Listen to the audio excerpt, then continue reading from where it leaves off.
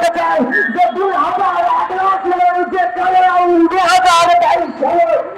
বাস্তবায়ন করেছেন সেই কালো আইন প্রত্যাখ্যার দাবি, এই দাবি বাতিল করতে হবে আমাদের এই সংগঠন দাবি করছে। সংগ্রামী বন্ধুগণ, দাবি করেছে আমাদের যে কালো আইন, এই কালো আইনে 25 লক্ষ টাকা থেকে যাবতীয় জেল থেকে 6 মাসের কারাদণ্ড পর্যন্ত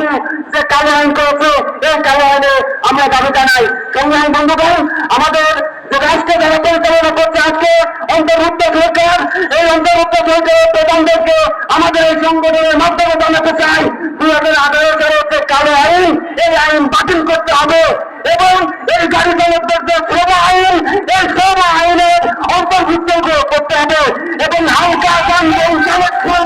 ইউনিয়নদের যে প্রত্যেক 2006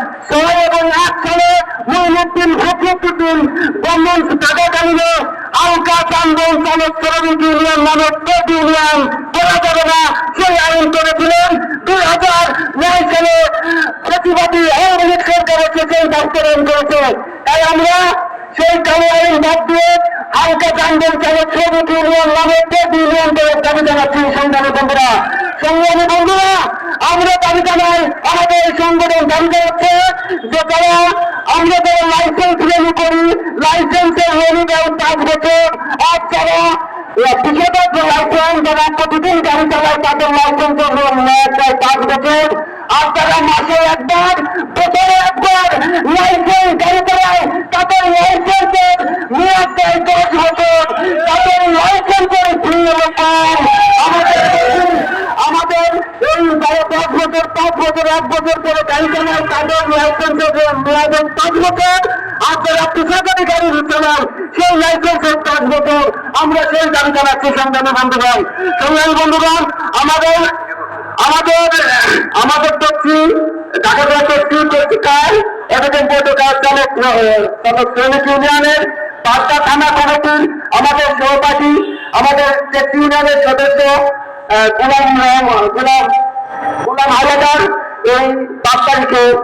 যে মৃত্যুবরণ করেছে, সে উপলক্ষে তার যে ফ্যামিলি, আমরা ফ্যামিলির সাথে যোগাযোগ করেছি। সবাই বন্ধুরা, আমি আর কথা বলবো না, আমরা যত গুরুত্ব পাই, এখন একটা সময় এসেছে যে আমাদের গাড়ি চালকরা ঐক্যবদ্ধ হয়ে বিভিন্ন থানা কমিটি কমিটি করে যত গুরুত্ব পারি আমরা আমাদের একতা ঘোষণা করে একটা বোধ হয়ে হাতে হাত রেখে কাঁধে কাঁধ মিলিয়ে যতদিন পর্যন্ত সংগঠনটাকে শক্তিশালী করতে পারবো না, আমাদের আন্দোলনে ফল আসবে না। সংগ্রামী বন্ধুরা, আমি আর কথা বলাবো না,